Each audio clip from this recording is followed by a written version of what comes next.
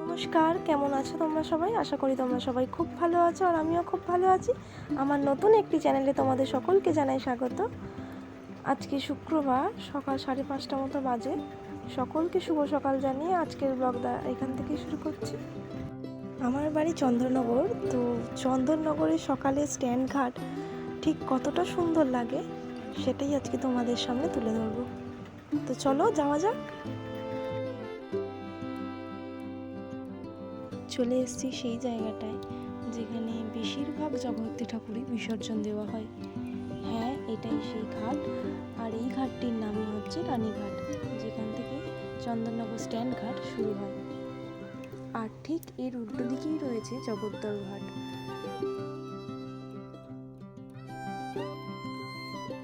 কি অসম্ভব সুন্দর এই জায়গাটা, তাই না? চারিদিকটা খোলামেলা, সবুজ গাছপালা, পাখির কিচিরমিচির ডাক, সব নিয়ে এক সুন্দর সকালের পরিবেশ।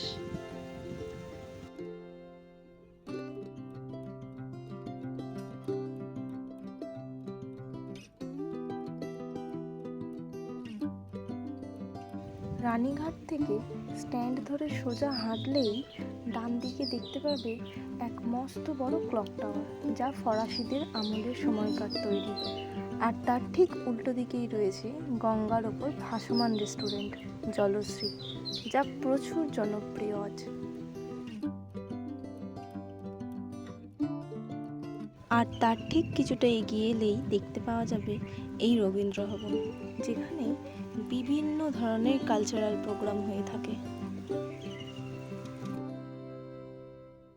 এছাড়াও পুরো স্ট্যান্ড জুড়েই রয়েছে এরকম সবুজ রঙের কাঠের চেয়ার, যা স্ট্যান্ডের সৌন্দর্যকে আরও বাড়িয়ে তোলে। এরপরেই রয়েছে হেরিটেজপ্রাপ্ত চন্দননগর কলেজ, যার ভেতরটা দেখতে লাগে অসাধারণ। এই কলেজের ঠিক উল্টো দিকেই রয়েছে একটি ছোট্ট চিলড্রেন পার্ক। এর জন্যই হয়তো ছোট থেকে বড় সবারই খুব পছন্দের এই জায়গাটা।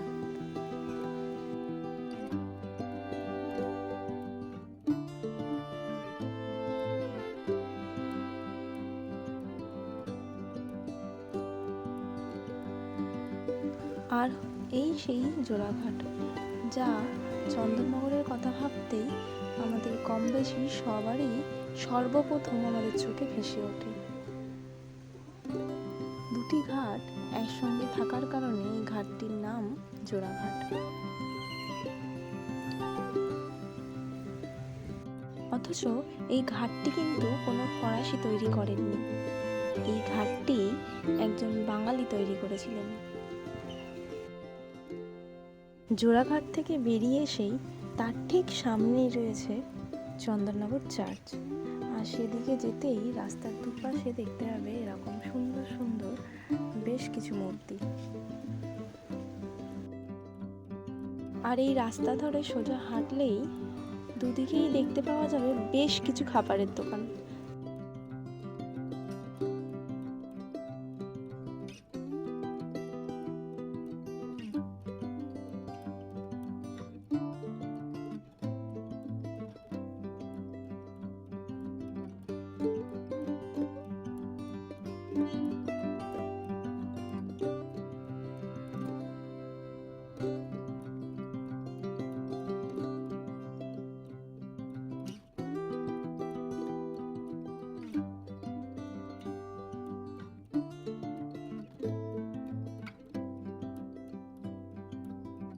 চলে এসেছি আমরা চার্চের খুব কাছেই।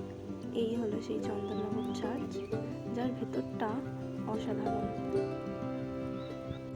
এছাড়াও চার্চের ভিতরে রয়েছে বিভিন্ন রকমারি ফুলের বাগান, যা চার্চের সৌন্দর্যকে আরও বাড়িয়ে তুলেছে। তবে বর্তমানে বেশিরভাগ সময়ই চার্চ বন্ধ থাকে।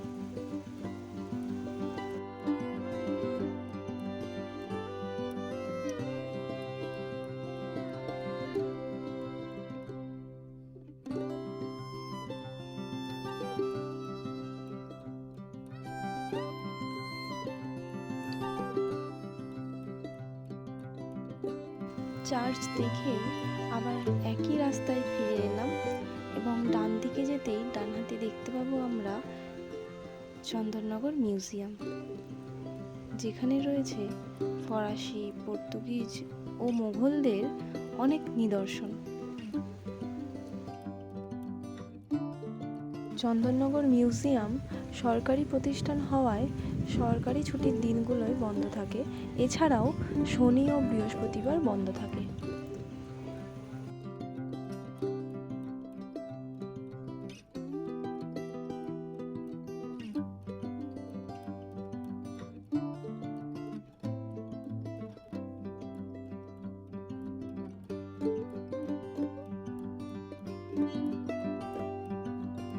কি ভালোই না লাগছে আকাশটাকে আজ, তাই না?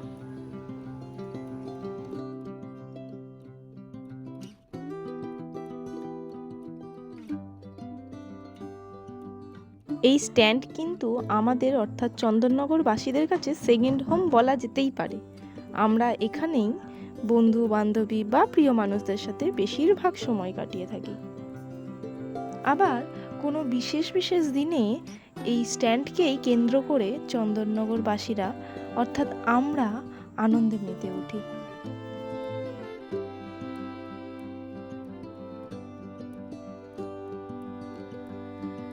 এটি স্ট্যান্ডের শেষ ঘাট, যার নাম জোসেফ ঘাট।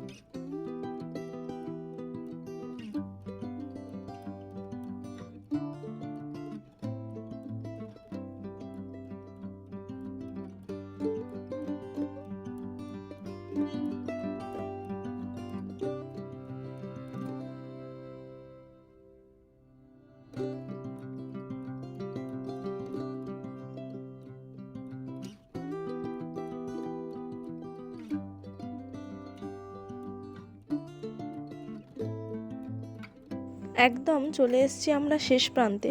পাতাল বাড়ির পাশেই রয়েছে এই শহীদ মিনার। বীর ভাষা শহীদদের উদ্দেশ্যে শ্রদ্ধা জানিয়ে এই শহীদ মিনার তৈরি করা হয়েছিল।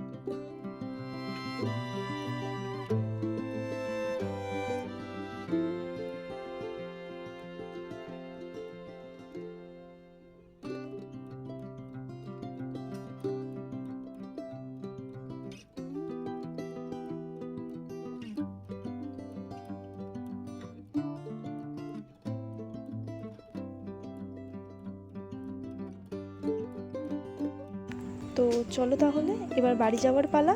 আজকের ব্লগটা এখানেই শেষ করছি। কেমন লাগলো অবশ্যই জানিও। ভিডিওটা ভালো লেগে থাকলে অবশ্যই চ্যানেলটাকে সাবস্ক্রাইব করে লাইক দিতে ভুলো না। আর দেখা হবে খুব তাড়াতাড়ি নতুন কোনো একটি ব্লগে। ততক্ষণের জন্য সবাই খুব ভালো থেকো, সুস্থ থেকো আর সাবধানে থেকো।